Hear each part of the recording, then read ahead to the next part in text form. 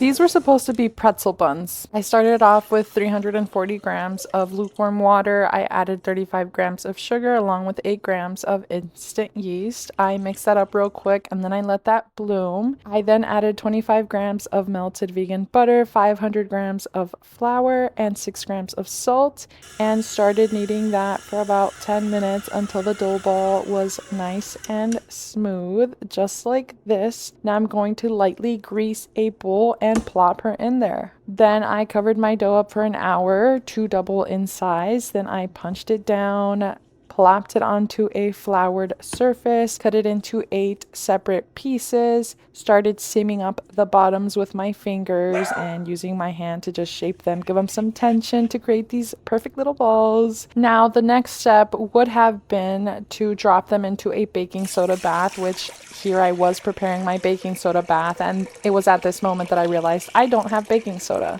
So instead, I was forced to flatten the dough balls down, even though they had already risen a little bit. I covered them up, let them rise for another hour, brushed them with some soy milk, sprinkled some sesame seeds on them. Into the oven they went, out of the oven they came. This one even had like a little bump on it, kind of reminded me of a, well, maybe you can imagine what it reminded me of, but here we go. My hamburger buns that were supposed to be pretzel buns ended up being nice and soft, and they made for some great sloppy joes.